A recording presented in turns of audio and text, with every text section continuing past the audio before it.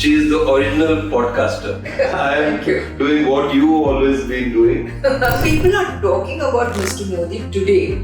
They're still talking about Godra. I don't think anybody knew that he's a chess player. Chess is what helps you plan your moves in advance. Also understand what's on your opponent's mind and then move accordingly. So these are all early learnings that he's had. As a critic, I have a couple of principles in mind, which has lost me a lot of friends. Almost every Friday I lose a friend. Like Sonakshi. I've known Sonakshi since the day she was born. I was there at the hospital when she was born. You know, she was supposed to be a male child. The money that they first made was through selling BDs. Manufacturing and selling BDs. In the entire Hindi film industry, I've never known anybody as hospitable as Mr. Rajesh. What has that got to do with the film? That Me Too was something outside the screen. You're supposed to gauge the film, not the person behind it. Quoting Amitabh Bachchan, quoting Aishwarya Rai on how now they have confirmed that there's a divorce in the family.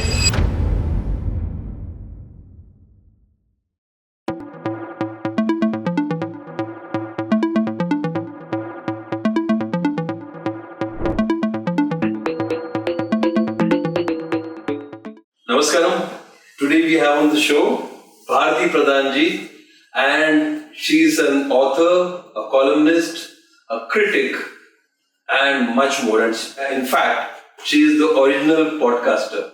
So, Bharti. Absolutely. How did you know that? This was in the 80s, you know. Yes. There was something called Lere, which used to come out as a video cassette in the 80s. So when we had those big cassettes. Yes. So it was so popular because it was the first audio-visual medium of giving out information. Otherwise, until then, people were only used to print magazines. Right. So the first audio-visual was Lere, which was came out as a video cassette, and it used to be available in all the libraries. Those days, video libraries were very, very popular. We're talking about the 80s.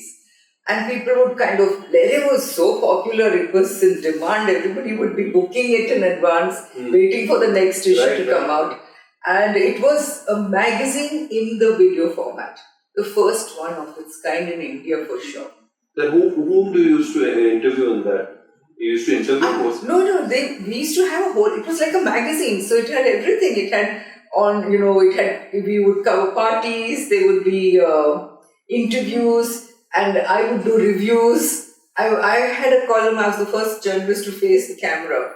And I would do a column where I analysed any one actor or any one filmmaker. And I would talk about their ups and downs and an entire graph.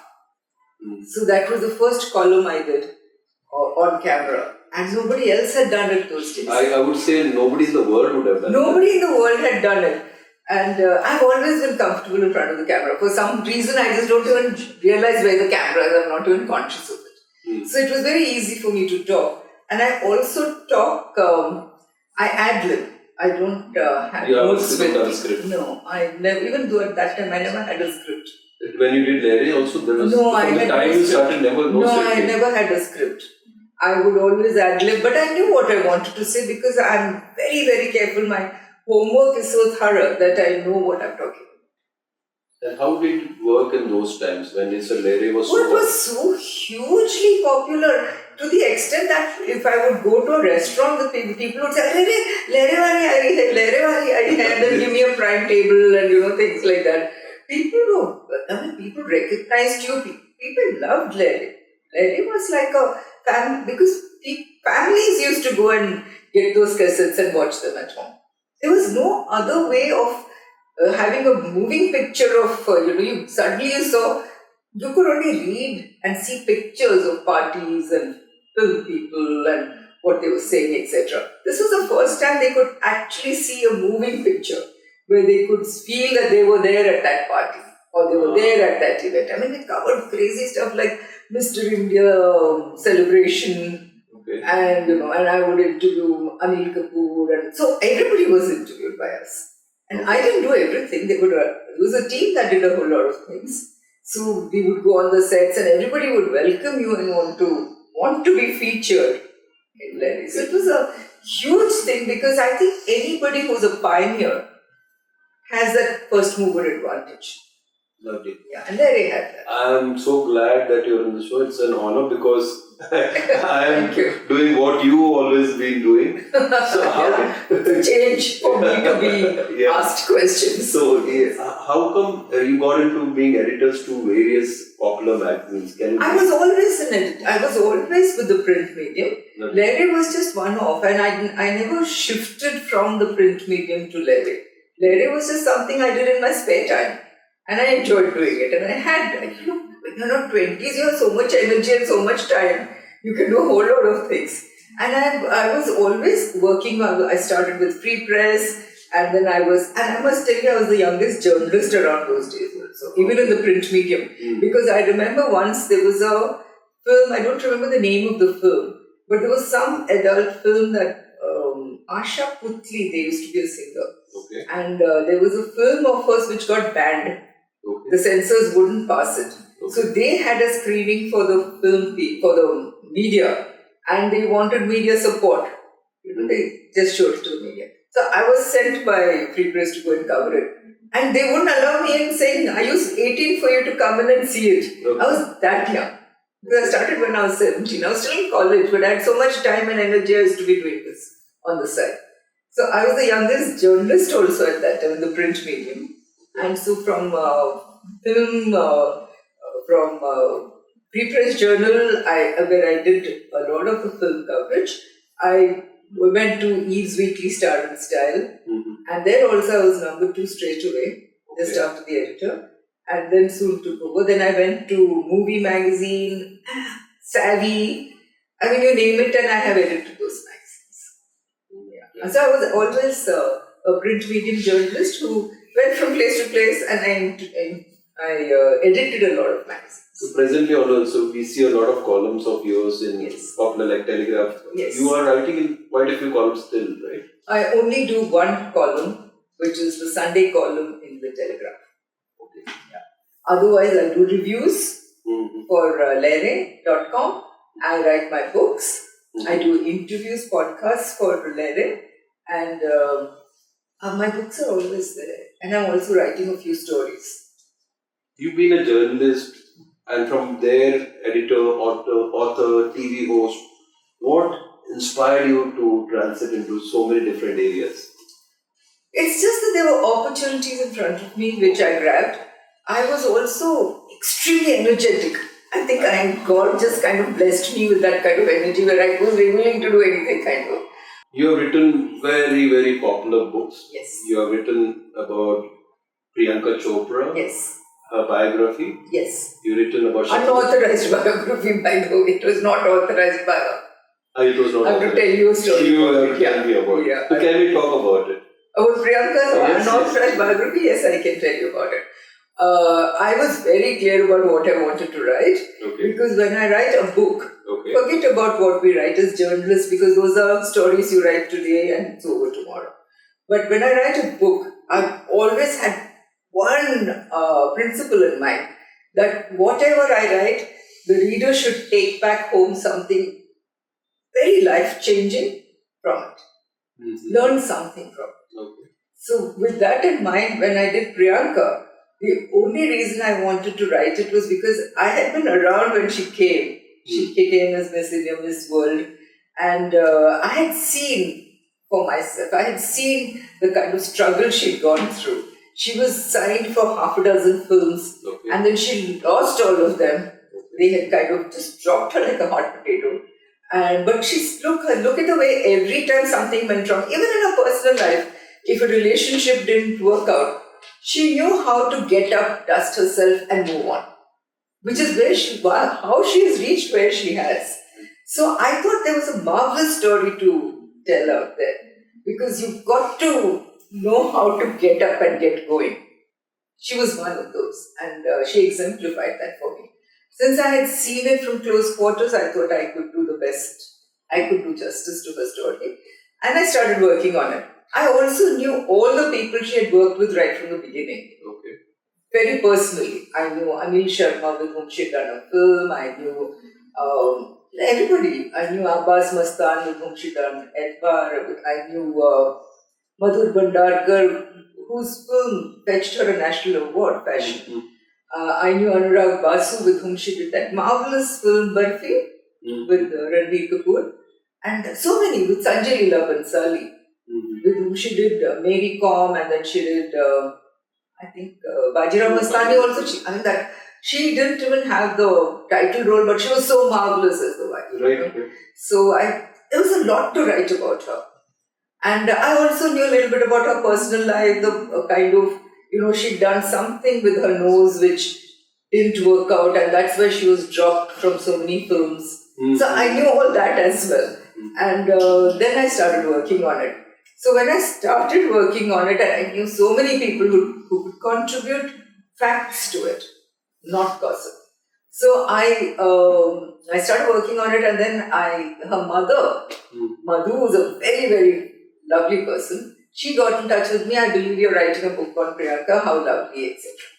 Okay. But then one of her agents, because unfortunately, earlier we used to have this direct contact with the film people, with the people we wrote about, whether it was a filmmaker or it was a producer, director, or an actor.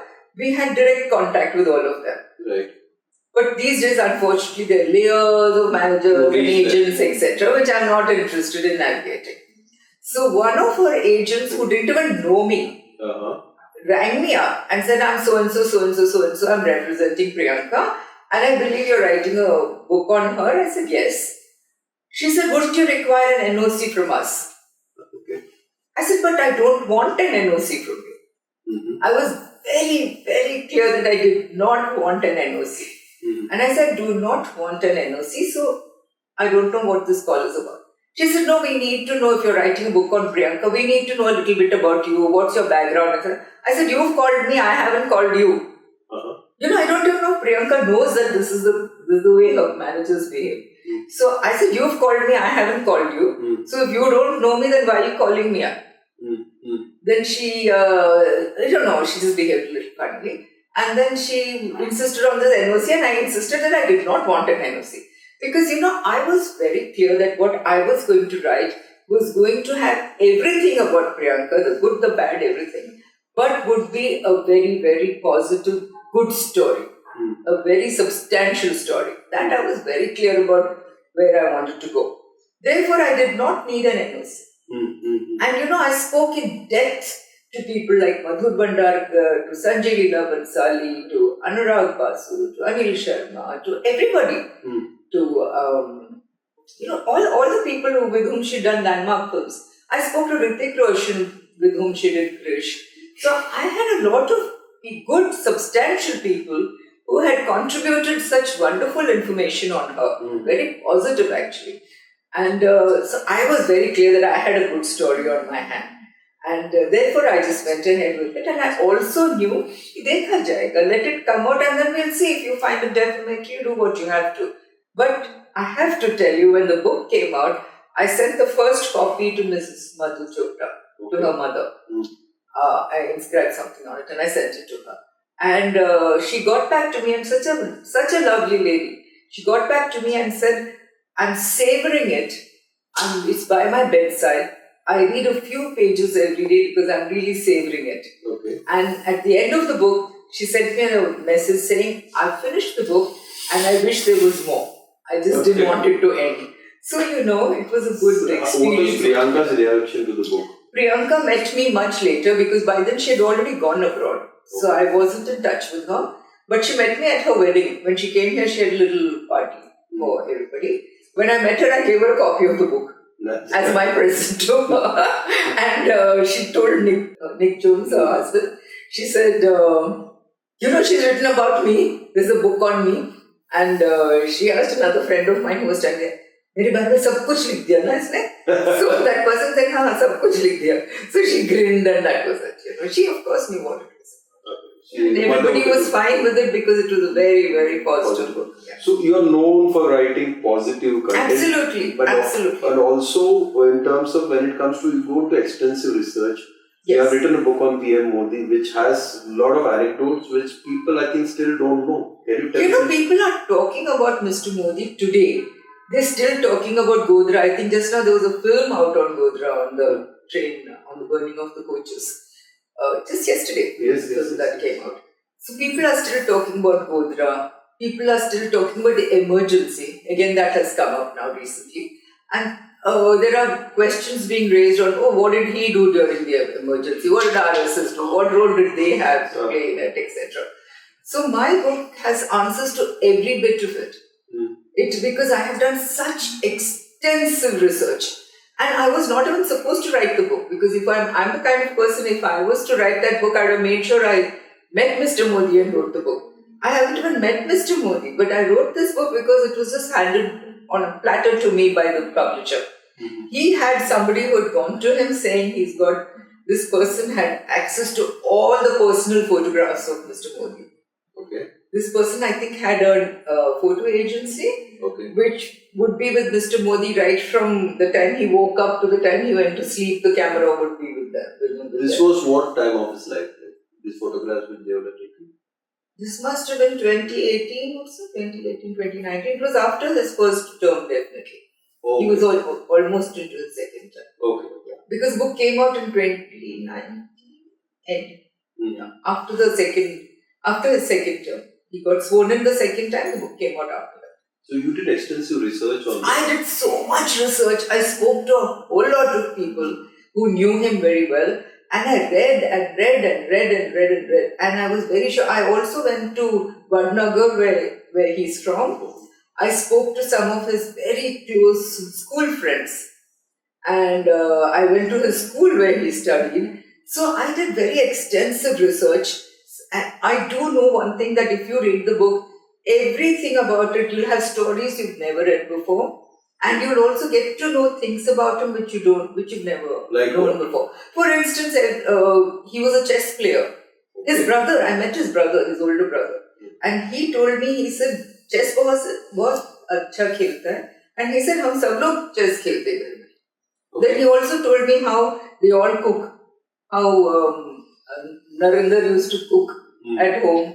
And dal chawal, roti to sab bana lete the. So things like that. Very personal, sweet details.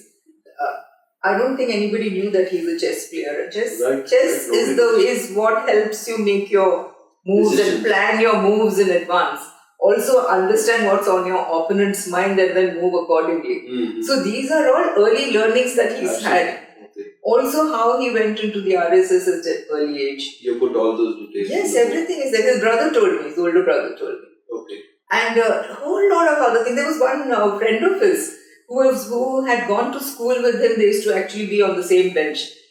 He's a doctor today. He's still in Vadnagar.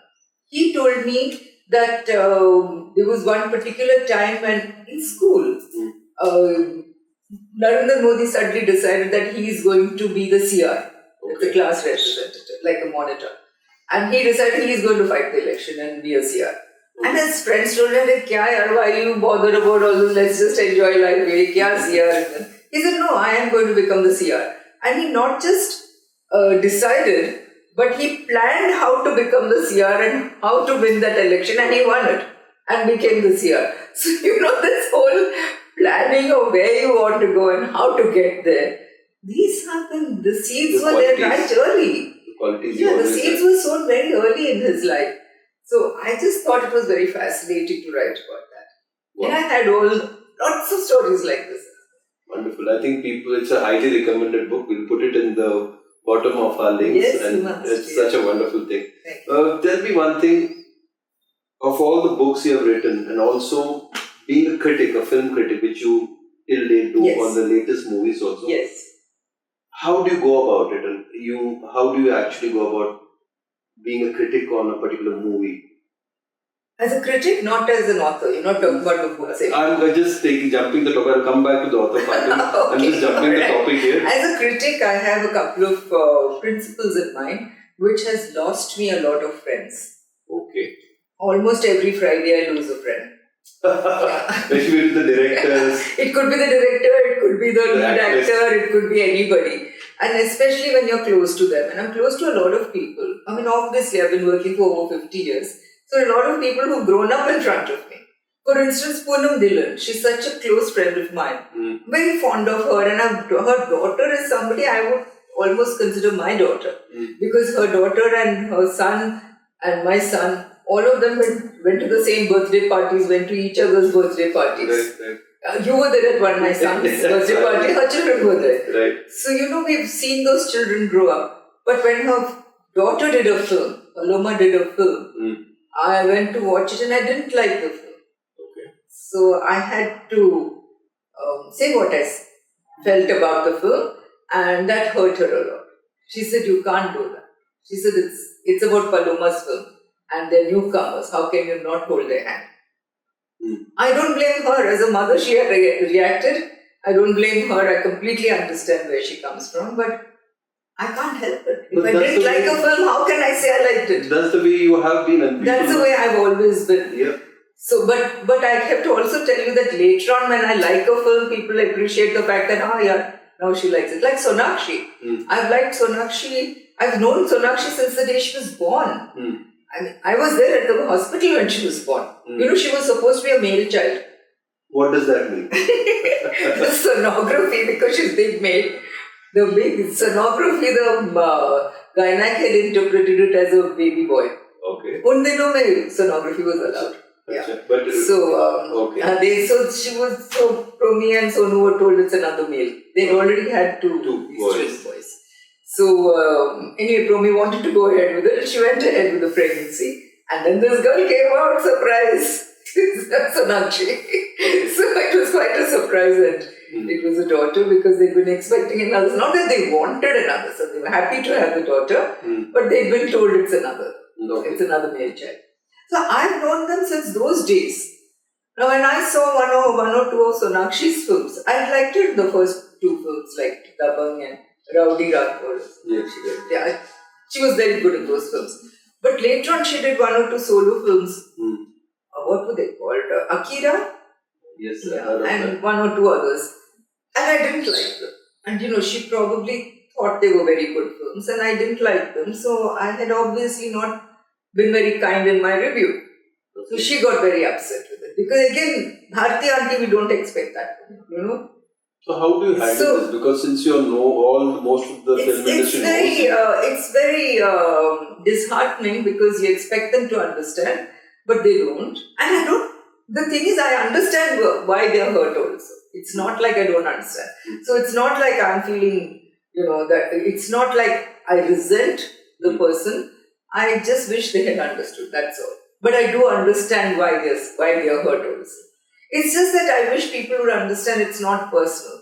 And see, the same Sonakshi, when she did what was that? The Heart. She did The Heart, and I'd liked her very much in it. I'd liked that show, and I had liked her in it. And I complimented her, I sent her a message. And I said, I know, Sona, you're angry with me because of what I said earlier, but I liked The Heart and I liked you very much in it. And these are the kind of roles I'd like to see you in, as a strong girl, because this is what suits you. So I'd like to very much in that. But you never buttered anything. You are very clear about what you feel, and probably so the actors or actresses or the directors, they feel a little worried whenever you write a very honest opinion. So it's not whenever; it's always an honest opinion. You had a fight with that person, you don't like that person. That person has been mean to you, and yet when I see the film, I might like that film and I might write a good review. So it's not only about friends, it's also about those who have not been nice to you or those you don't get along with. When I see their film also, I put my personal feelings away and write what I feel is correct about the film. That has also happened a lot. You do a lot of research in terms of watching the movie, writing a book. Yes. You spoke about Sonakshi Sinha. Yes. You wrote about her dad, Khamosh. Oh yes, yes. So, that was one of my best experiences. It's called Anything But Khamosh. Anything But Khamosh. Because when we were writing the book, everybody kept saying, title kya hoga? And I just couldn't succumb to it. I said, title aa jayega. So when everybody else was giving their reason, somebody else said, Khamosh to hona hi chahiye and all that. Again, I didn't say anything. Finally, when the book was ready, I told them, I said, I want to call it Anything But Khamosh, because he talks so much. वो खामोश तो रहते नहीं, तो how can you say he's खामोश? So I said anything but Khamosh. Wow. So I still remember we were in Nepal at a friend's place, at one of Sonuji's friend's places. And we were there when I told him, I said, I want to give the title anything but Khamosh. Shatru is a very open-minded man, Okay. He didn't like the title at the beginning. He said anything but Khamosh, that and all. But but again he didn't reject it, to his credit. He kept thinking about it, and finally he was game. And then he loves the title now. Mm. By the time the book came out and we were doing the launches, we did launches everywhere, he was absolutely comfortable. So tell me more about, he's been very controversial over a period of time. Not over a period of time, right from the beginning. He was always controversial. He was always controversial because he always spoke his mind. Okay. And he always went against the tide. For instance, even in the film industry, he didn't have to go into politics to become controversial. Okay. Even in the film industry, he used to pit himself against Amitabh Bachchan and have problems. Okay. They had such major problems when they were making Kala Patthar. Is it? Yeah, Tell us a little more. which is there in the book. Is there? That entire episode is there in the book. Okay. Yeah, so he had problems. He even had problems with Subhash Ghai, with whom he made Kali Charan. Okay. And they're very close friends. They're close friends even today. And the best thing is, both Amitabh Bachchan and Subhash Ghai were there on stage with us at the launch of the book. So they came for the launch of the They book. came for the launch, they spoke, they were there at the launch of the book. So, people also understand that he doesn't mean anything.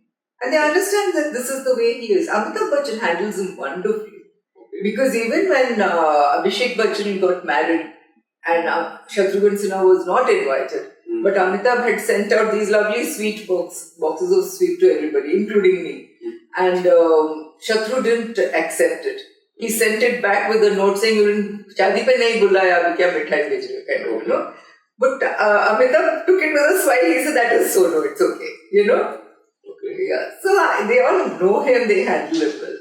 So with doing Shatru sir's book, how do you research this? Like With Shatru, it was very easy. Because I'd known him for a very long time. He and his wife Promi. I've known them individually for a very long time, even before they got married. And I've seen the children grow up. I was there when they were born in the hospital. So it's been a very close friendship with the entire family. With its ups and downs, I've still had a good equation with all of them. Ups and downs will always be there. Today you're talking, tomorrow you're not. You're okay. That happens every time. But since I had known them for a long time, when this offer came from a publisher to Mr. Sinha, he contacted me and he asked me if I would write the book. At that time I was editor of one of these magazines. So I said yes, I would. I was very interested. I met him and it took us 7 years to do that book. 7 years because I think he won 2 elections in the meantime. At least, yeah, 2009 he won and then 2014 he won. Yeah, so 2 elections also we went through. 2009 I think the BJP lost but he won.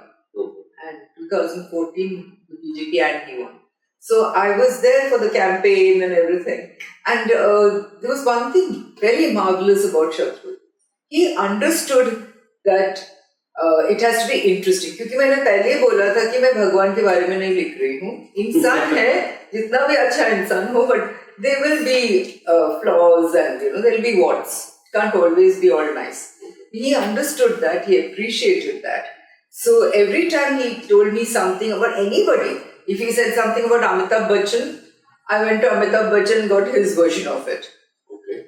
If he said something about L.K. Advani, he was a little upset because L.K. Advani had asked him, didn't allow him to go back into the Rajya Sabha and wanted him to fight the Lok Sabha election. And he was upset that he wasn't allowed back into the Rajya Sabha. So there was a little bit of a misunderstanding there. So I went to L.K. Advani and asked him what he had to say about it. And we set right that actually. In fact, at the launch of the book in Delhi, L.K. Advani was very much there talking about it on stage. So it was very amicable.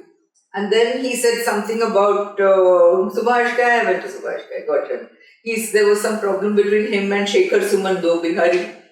But I went to Shekhar, got that. There were even problems at home. He and his brothers had a little bit of a fight. His older brothers. He's the youngest. So I went to his brothers and spoke to them and got their version. So, there's a balance. So every story is complete by itself. it's a very journalistic way of doing things actually. Okay. Because when you get a story, you do want to get both sides before Right. you write your story, as far as possible. So I had that approach when I wrote the book, and that helped a lot. And I must give full credit to Mr. Shatrughan Sinha that he allowed me to do that. In the sense, he could very well have put it down, his foot down, and said, "Yeah, isko, jane do, yeah, don't write what my brother said." Or he could have blue penciled something that, Shekhar Suman said, or somebody else said. But no, he was game to have the other version also figure in his book, which I thought was very, very sporting of him. So, for new aspiring journalists, when they have to author a book, so this is one area which they should look into. There has to be, if they're writing a biography of somebody, it has to have details from anecdotes from people, stories about what it is, and it has to be a truth element to it, right? Truth for sure.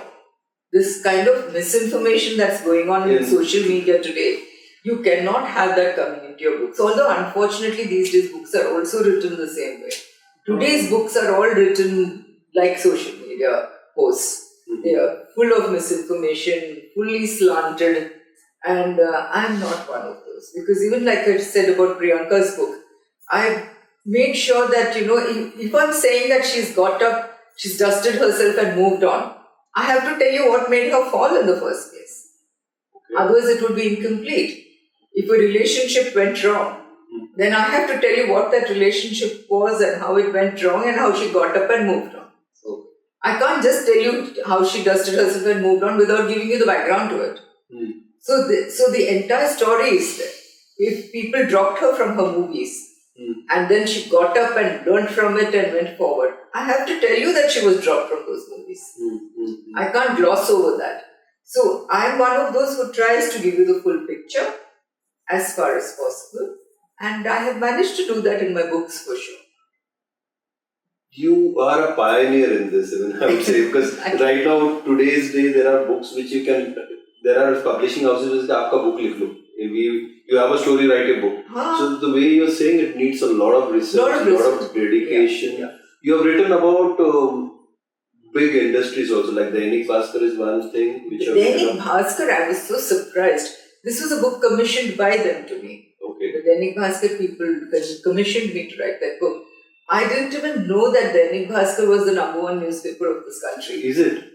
I didn't know. Because, being a typical English-speaking, English-reading person, I thought, if you ask me which is the #1 paper, I would think it is Times of India or Hindu or something like that. But it is Dainik Bhaskar. And the journey, not just journey, the story behind each of their editions was so interesting. It was so fabulous. I mean, if you read the book, you'll think you're watching a movie. It's that interesting. I mean, it was Ramesh Chandra Agarwal, how he single-handedly moved the hub is Bhopal in Madhya Pradesh, that's where they started, and how he went from Madhya Pradesh to Indore, and then crossed the border, went into Rajasthan, crossed the border, went into Gujarat. How he went and learned the culture of that place, how he did his research before he came out with a paper which straight away became the #1 and challenged the ruling #1 newspaper. Fabulous stories there. So he had his strategies of how to do it. Yes. It is so complete. I mean, if you read the book, you'll understand what strategizing means. Because, for instance, I'll tell you, and hard work. Because he went into Gujarat, for instance. Okay. They are not Gujaratis, they are Marwadis from Madhya Pradesh. He went into Gujarat and he and his core team, they learned Gujarati first. Okay. They all learned Gujarati and then they went around talking to people to see what would work. And the Gujarat culture is very different from the Rajasthan culture. They had just done Rajasthan and they went into Gujarat. Now in Rajasthan, apparently, at that time when they launched their newspaper, the women did not have that much of a say in which newspaper is going to be bought or brought into the house. So the surveys used to be mainly with the men of the house. But when they went to Gujarat, they realized the women of the house also have a say. So there were cultural differences which they had to understand. And then, of course, the language. They learned the language. And then they realized that in Gujarat, having a Hindi newspaper is not going to work. Okay. So they had to come out with a Gujarati Hindi, edition. yes, they had to come out with a Gujarati edition, and then they had to change the name. You can't call it Dainik. So then it was called Divya Bhaskar in Gujarat. So ऐसे उन्होंने मतलब हर state में उन्होंने अलग अलग तरीके से challenge किया है the existing number one and managed to be right there. It was very, very interesting. One more book about the Sarda family which I've written. Yes, yes. You know the Sardas, if any of you go into any of the main malls, you will find Sarda Dairy, you will find Sarda Milk and Sarda, they don't have the name. They have Sarda Shrikand is marvelous. So they have all kinds of Sarda yogurt, it's lovely products. And Sarda ghee is lovely. How did the book happen? The book happened because the Sarda family is very close to the Pradhan family, to my family. Okay. And for generations. Okay. Because they're all from Sinnar, which is near Shirdi. Sinnar is on the way from Nasik to Shirdi. And the Pradhans come from there, my family, and so do the Sardas. So for generations together they've been friends. And they asked me to write a book. Again, it was commissioned by them. That came through because of that. And it was very interesting again because the money that they first made was through selling BDs, manufacturing and selling BDs. They became right up there, number one. It was called Camel Chak BD. Okay. So even now, the main building that they have in Nasik is called Camel House. Okay. Yeah. And then of course now the third generation is Srirang Sarda. And he has kind of expanded the business horizontally. They've gone into building. You go into Nasik and the main mall there has been built by him. He runs it. You go to the main huge temple that they've made, Ved Mandir. That's also theirs. So from mandirs to malls to everything to dairy, Sarda dairy, everything is theirs. And it's an interesting growth that they've had from the BD business. Wow. So from your growing up years, yes, that was a time when journalism was not probably for any girl to get into, probably a profession to get into.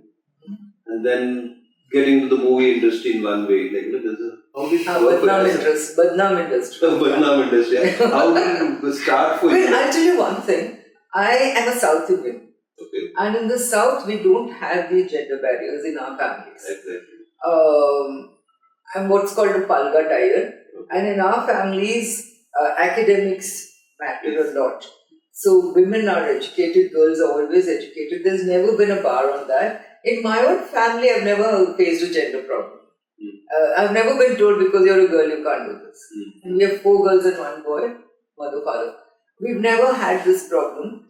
And therefore, and also my father was a journalist.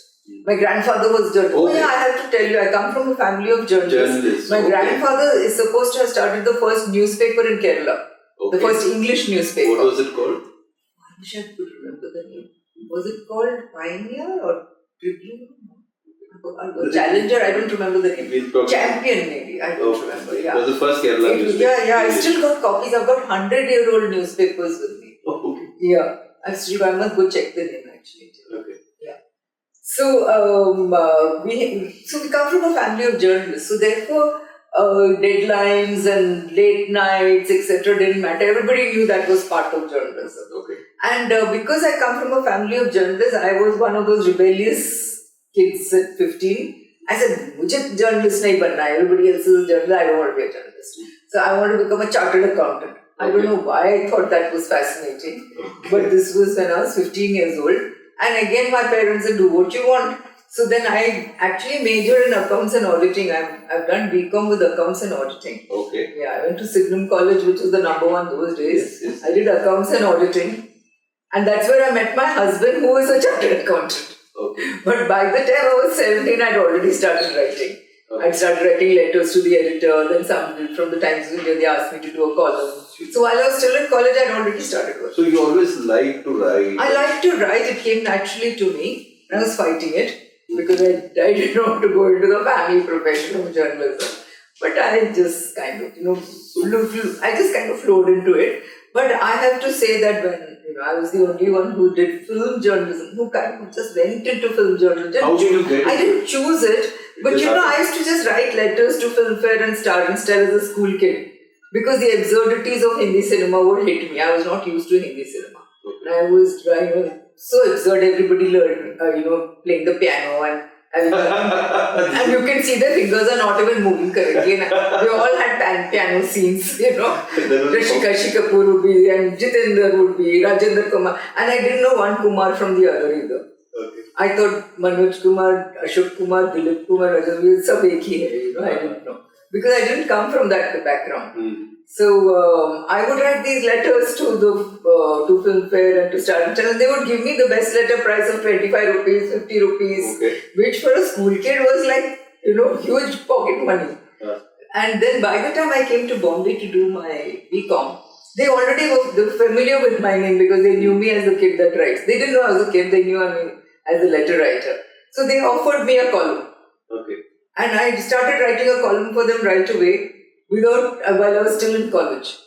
And by the time I graduated, I'd become so professional at it that I just went into it. I already had my job waiting for me at Star and Star when I graduated. Okay. So I just went into it without thinking. Never thought I would last this long. And I still remember my father when I wrote something about one of these actors in Femina, I think.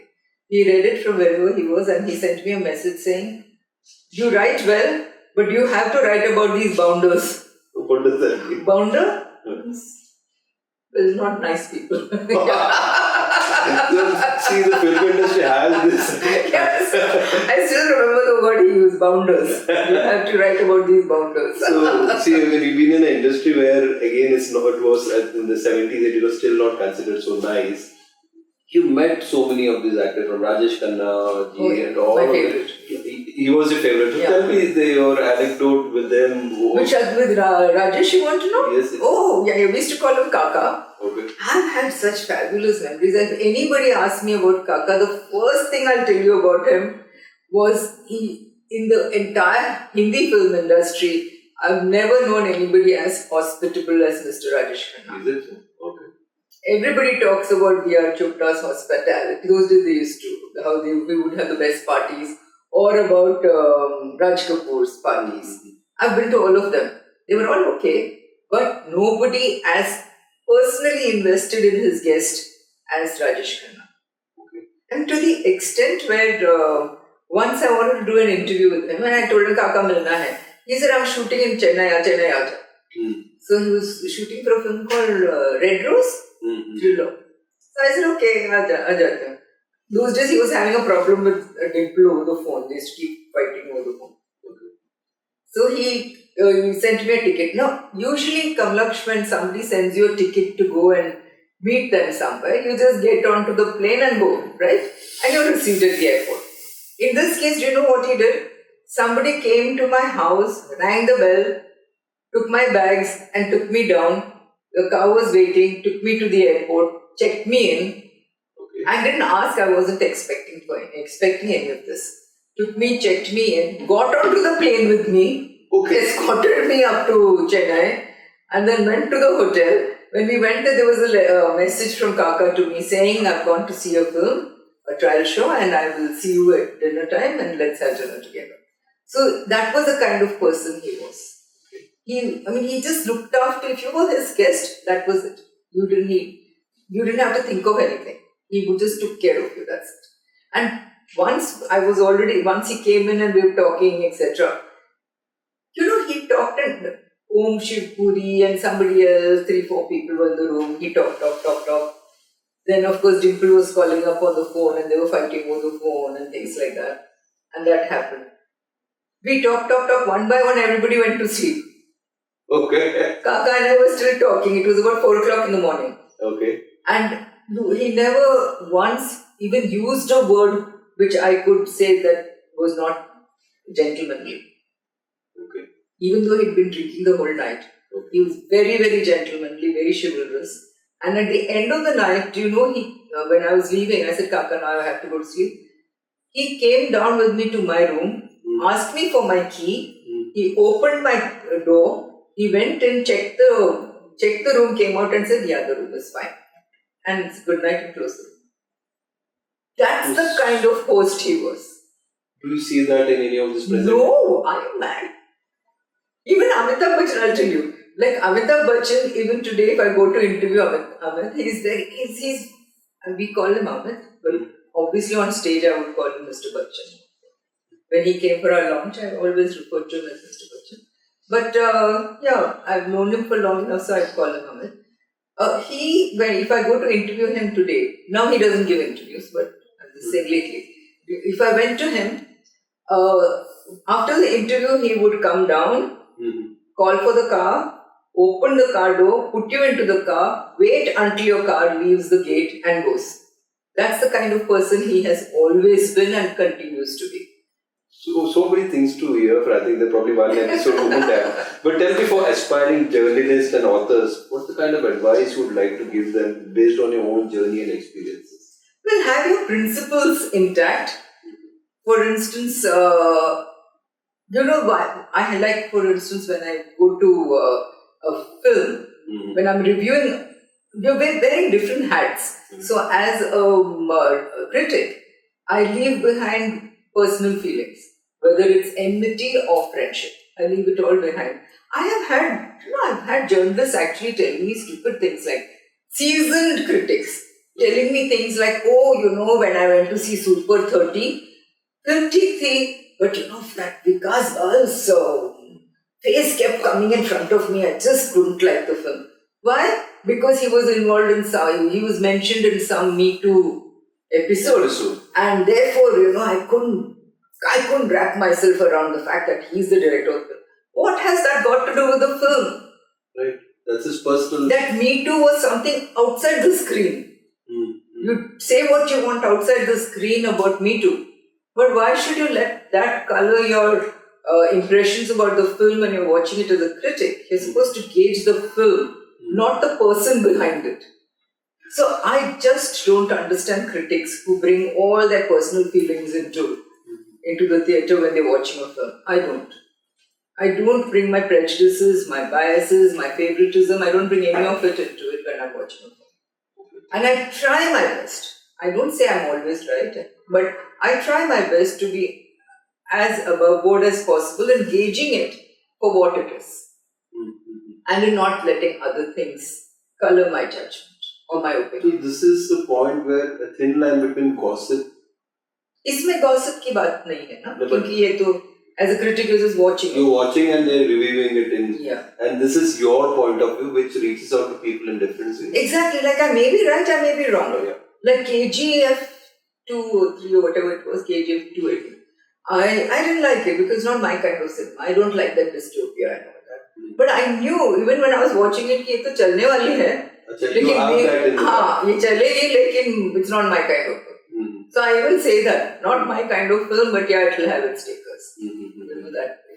So I don't say I'm always right, and different people have different tastes, but try to keep your integrity, try to keep your principles in place.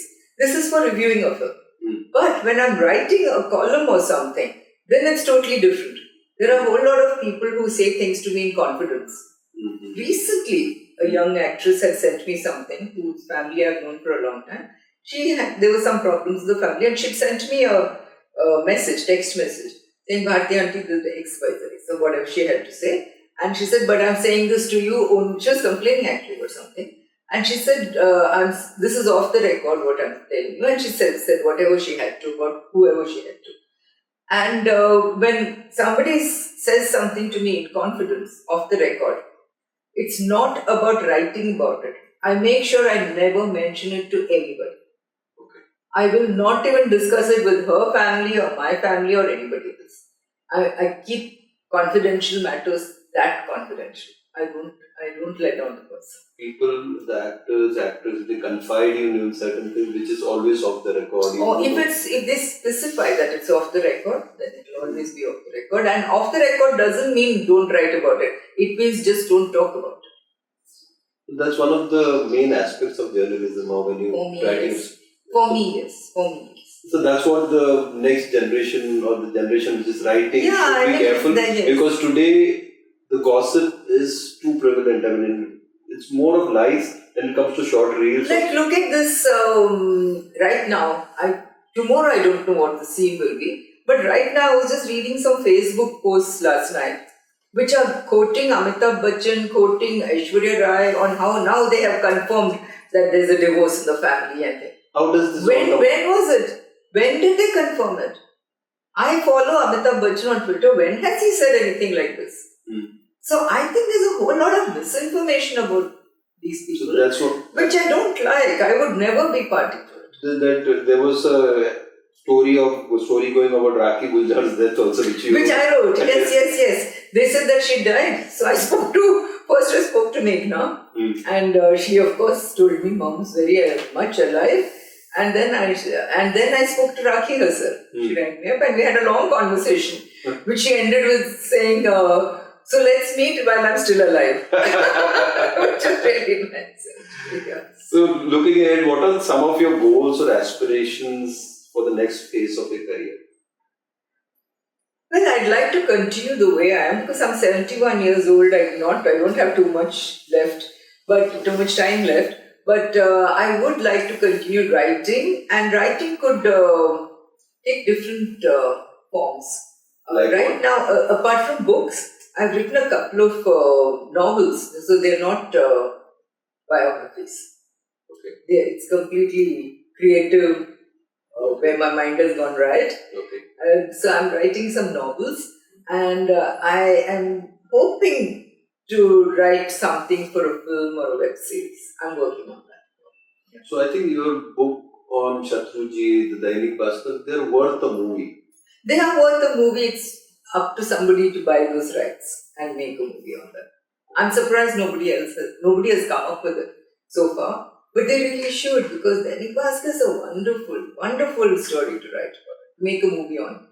Today's generation has gone off the reading habit to getting into smaller parts of reels.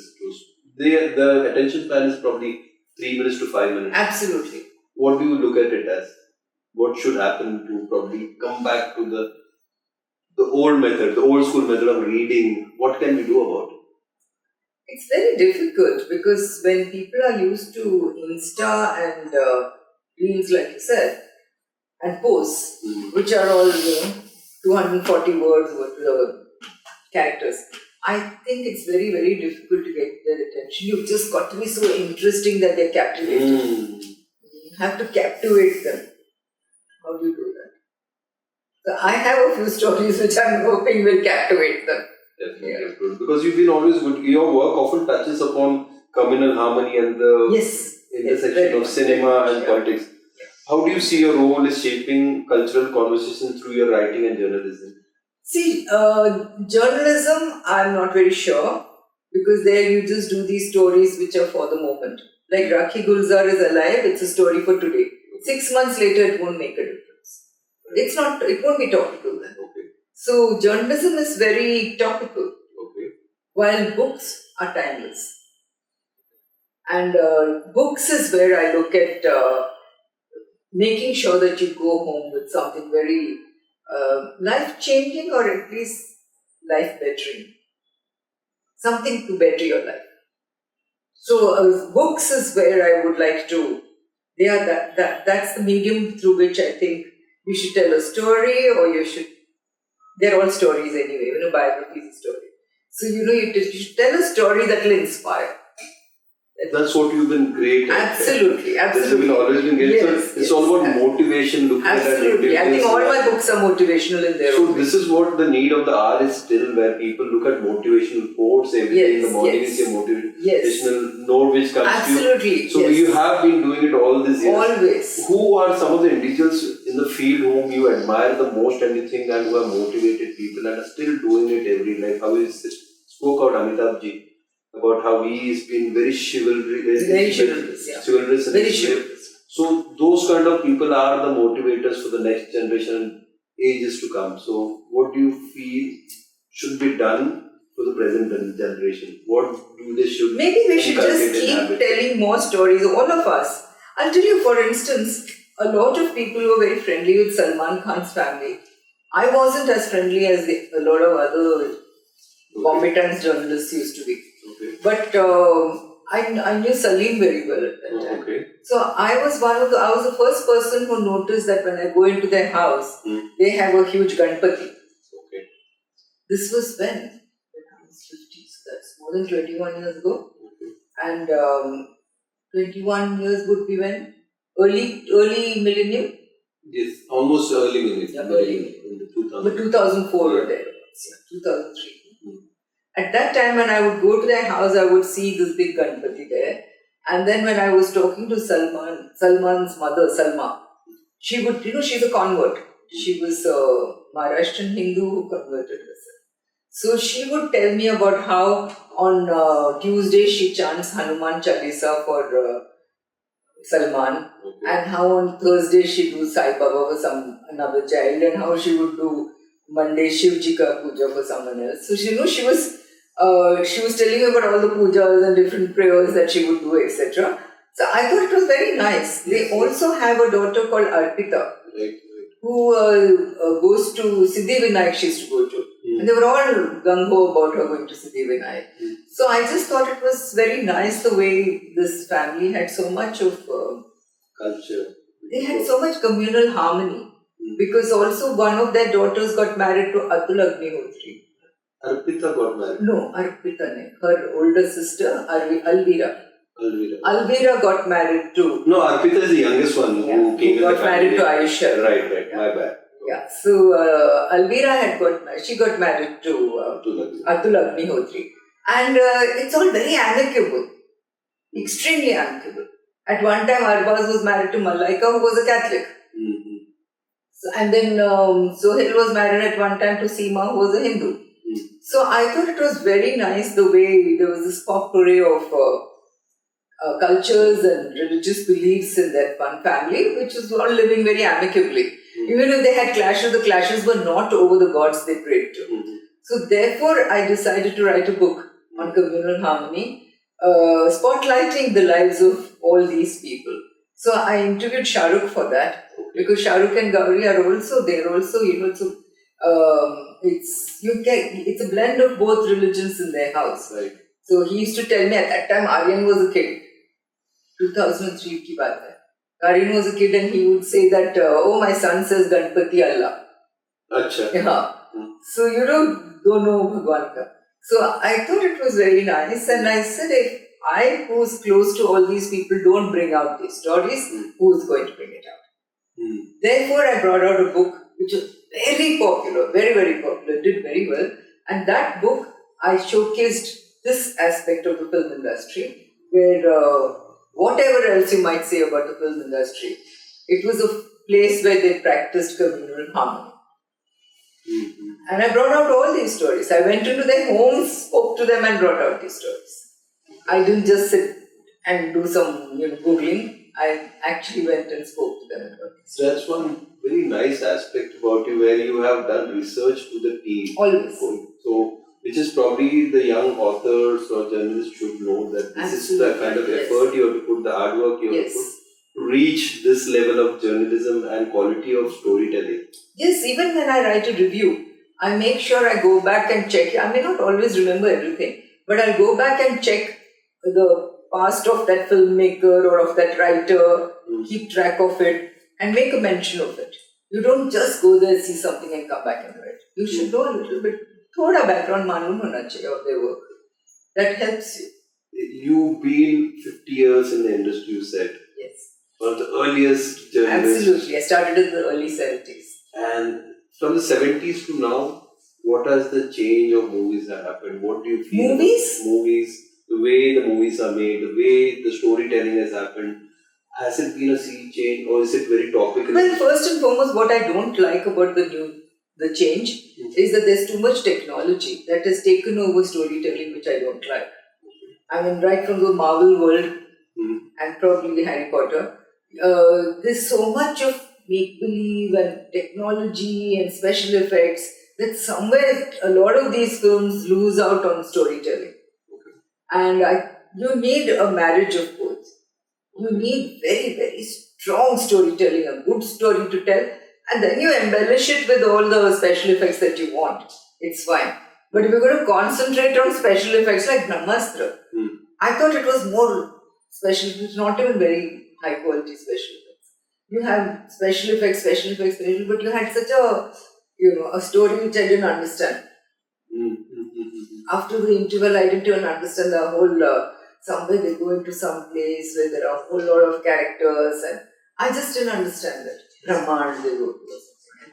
I just didn't understand it. So I just feel you've got to have very, very strong, good, clear storytelling with all the emotions and humor and everything that you want. Have it.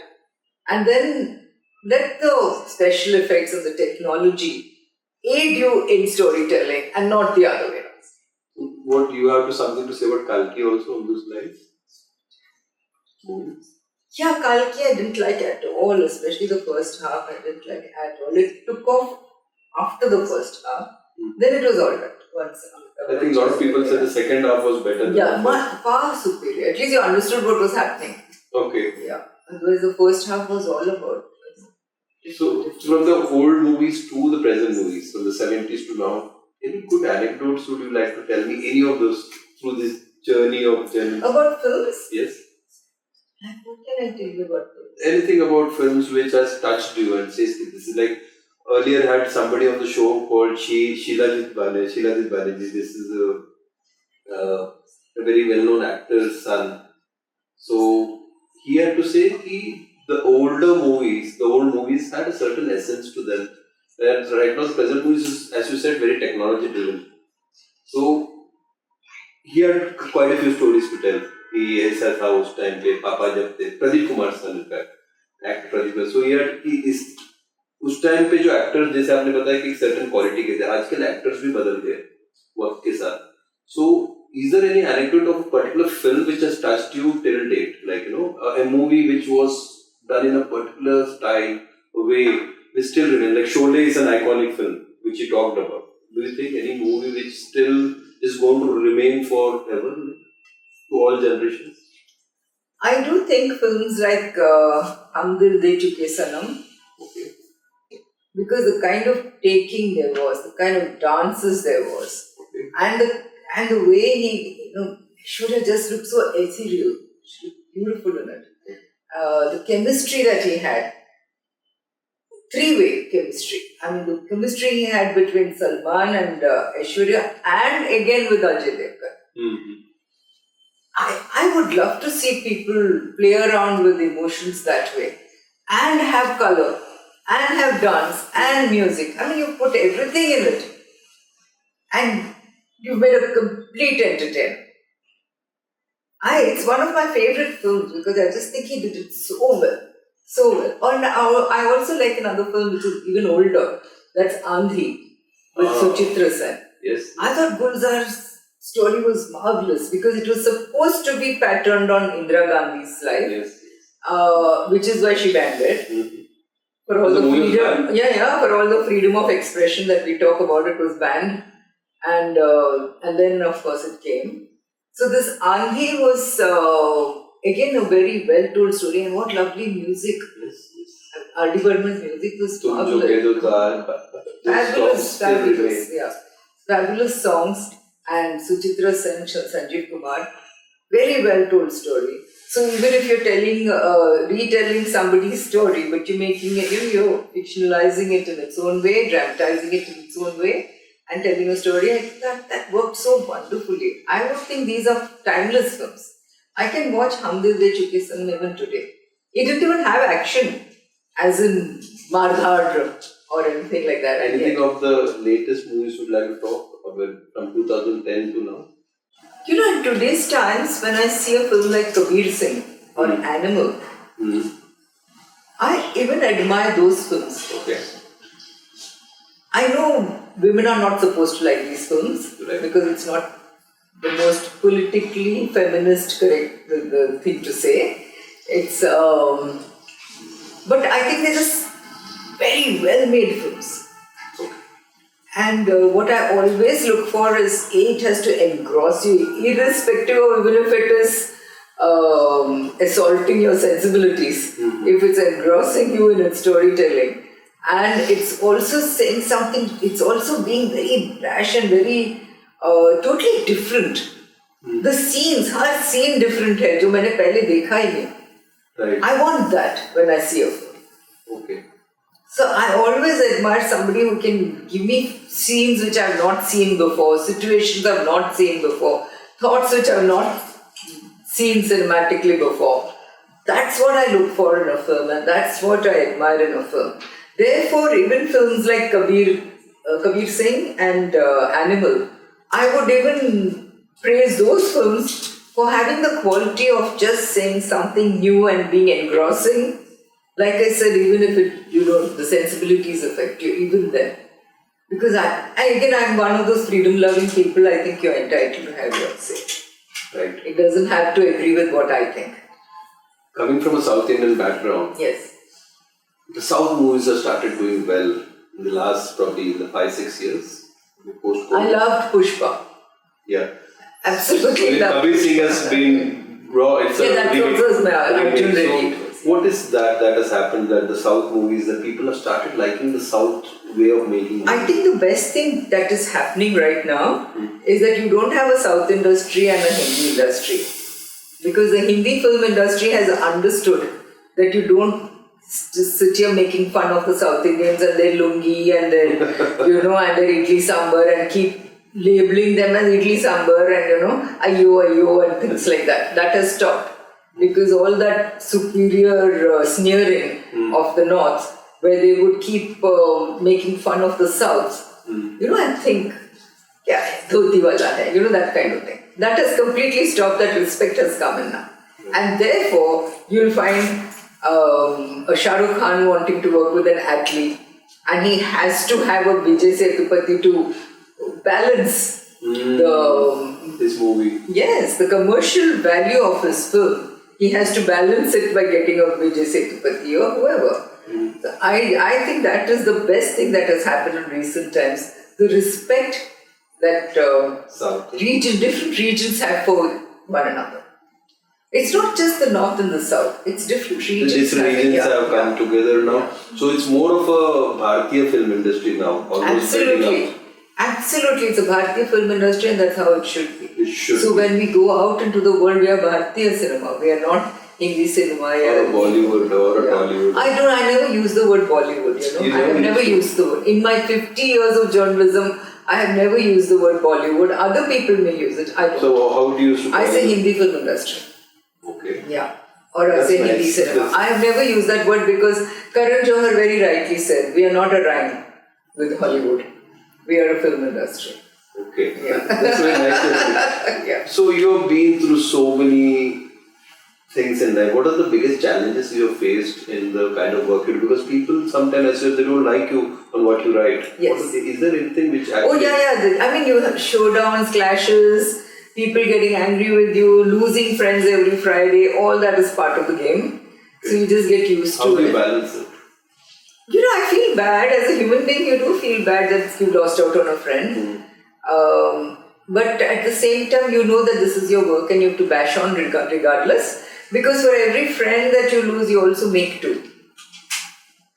Okay. You make two others. Because how does that happen? Somebody has liked what you've written. Somebody has appreciated what you've done. Okay. So that also happens. So you do make new friends as well. So it's a graph of See, as you grow older, you realize all this is part of life. It's not just part of my career, it's part of life. Has somebody been very, very rough with you? Many. Any anecdote, any story you would like to tell? Well, once, but this was so long back that people won't even remember it. I'd written something about Salma Agha, and I had gone to, my sister was the younger sister, and I had gone to return some photographs to her or something, and she stood outside the door with her hand on her hip and yelled at me and called me all kinds of names, etc. And behind her was her boyfriend who had instigated it. He was later banned from flying into India. He was some Pakistani origin guy. He was banned from coming into India because he was, I've forgotten his name, some notorious guy. So he was behind it. I think he didn't like. What was it? I don't even remember what I wrote actually, but it must have been something about him. I don't So many incidents you might have. So many incidents, but that was very nasty. And I've never had somebody stand at the door and yell at me. So my sister was shocked, my younger sister. She was with you at that time? Yeah. But afterwards, and the thing is, I obviously didn't think I had done anything wrong if I had gone to a house to return some pictures. But afterwards, Salma and I made up also. And we are okay. Where is she? Is she around in the country? Yeah, I think she is. She's in India. She had a daughter who was trying to make movies. Okay. So fiction, non-fiction, books on diverse subjects. Yes. How do you decide a topic on your books? Just coming back to the books, and before we have a closing note, how do you decide on the books? On the books. First and foremost, like I told you, it has to captivate the reader because it's such a good story to tell, whether it's fiction or non-fiction. And I always try to give some kind of new message, and a very positive. But I don't make it preachy. It's not like it's not like I'm sitting there lecturing somebody. But through the story, you get to know something nice. For instance, can I give you an instance? Please. When I wrote the Priyanka book, Manish Malhotra told me a very good story. He said one of the first films he did for Priyanka was Dostana. Okay. And I think they didn't get along too well during that time. They were not buddies. And he said that on almost the last shoot that they had, Desi Girl was being picturized at Film City. Farah was doing it. So Karan had sent Manish a message saying, come, we are at Film City. And this is Priyanka's last day of shooting or something. So Manish sent back a message to him saying, thank God it's my last day with Priyanka. Now, by mistake, instead of sending it to Karan, he sent it to Priyanka. You know how sometimes you make that mistake, you press the wrong button. He sent that message which was meant for Karan, he sent it to Priyanka. Priyanka saw that message from Manish saying, thank God it's my last day with Priyanka, and she started crying on the sets. So then Karan rang up Manish and said, what have you done? He didn't know what he had done. Anyway, by the time he went there, he went to Film City. Then Karan told him what had happened. He went to Film City and he saw Priyanka, looked at him and said, what happened? What did I do to you? And just the way she handled it. Now, something like this could have worsened their relationship. They could have been enemies for the rest of their life, cut tea and never talk to each other for the rest of their lives. But Priyanka handled it so well that they became the best of friends. To this day, they're the best of friends. And when she's been working in LA or wherever, Manish flies there and he takes her out to dinner and they're great friends. So, to turn a negative into such a long-lasting, lifelong positive, I think you've got to give it to her, learn from it. So while this is an interesting incident, you also learn from it how don't let a bad situation worsen. How you can handle it so well that you can turn it into a very beautiful relationship. These kind of incidents have inspired you to write, and you probably your non-fiction, fiction books also. Yes. I'm writing a fiction book called Dawn's Daughter-in-Law. Okay. Which has got a lot of, it's got a lot. When is it scheduled to release? I'm hoping it will be ready by the end of this year. Okay. So the fiction books also takes time, like how 7 years? It takes a long time because I'm also busy with other work. I have my columns and I have my interviews, my reviews. Those take up a lot of my time every week. So I have to find this over and over. So talk about interviews. Your Leher is still on air. Leher is still on air, and people need to watch it. I saw some wonderful episodes with very nice ones with Hema Malini, with Moshmi Chatterjee, with Ravina Tandon, with Suresh Oberoi, with Mithun's two sons. Yeah. Oh, they were delightful, the book. I saw very delightful, So I've done a lot of these interviews which have come out very well. Very good. And it's you are an inspiration for people like me who are doing these things. Thank you. As I've seen, you're the original podcaster. Yes. And thank you so much for being on the show. Pleasure, I'd like to see you again. Probably sometimes there's so much of stories to hear from you. Thank you so much. Pleasure. Thank you so much. Bharti Pradhan ji, what an episode this has been. If you like this episode, make sure that you like, share and subscribe.